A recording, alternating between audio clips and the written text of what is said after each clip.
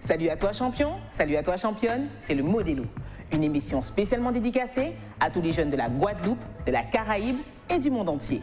Nous allons prendre quelques instants ensemble afin que toi et moi, nous puissions passer à l'action dans cette génération. Let's go! L'estime de soi, qu'est-ce que c'est?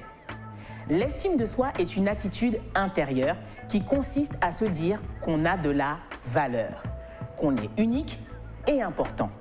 L'estime de soi dont nous parlons ne touche en rien à l'orgueil ou à l'arrogance, non, mais plutôt à la perception que nous avons de nous-mêmes vis-à-vis de nos parents, de nos amis, de nos professeurs et de la société en général. S'estimer, c'est se connaître et s'aimer comme on est, avec ses qualités et ses limites. C'est s'apprécier et s'accepter comme on est. Le développement de notre estime de soi permet un sentiment de mieux-être. Elle augmente notre opinion d'utilité et facilite les relations avec les autres. Elle nous rend plus tolérants envers la vie et dissipe nos frustrations. Bien souvent, après certaines déceptions douloureuses, sentimentales, familiales ou professionnelles, tes pensées sont accablées par la culpabilité et le rejet. Et tu te sens coupable et une seule question vient dans ta tête. Mais qu'est-ce qui cloche chez moi? La bonne nouvelle, c'est que l'estime de soi se développe. Comment?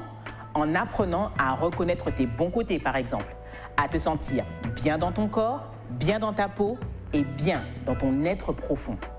Sache qu'il n'existe pas de formule magique pour augmenter ton niveau d'estime. Toutefois, tu peux mettre en place des habitudes qui impacteront directement ton attitude.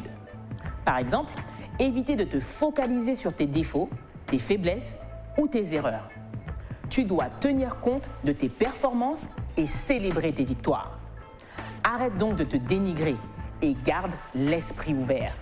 Lorsque je travaille l'estime de soi avec mes coachés, je prends le temps de travailler sur l'ancrage de 3 piliers indissociables.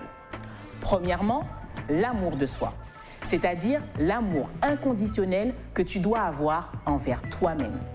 Deuxièmement, l'image de soi, tes pensées et tes sentiments qui sont relayés par ton propre reflet. Et troisièmement, la confiance en soi, ta capacité à passer à l'action vis-à-vis de tes rêves et de tes projets. Nous développerons ces 3 aspects de l'estime de soi dans les prochains numéros. Alors, reste connecté. Nous sommes une génération de champions et c'est à nous de faire la différence car nous sommes la différence.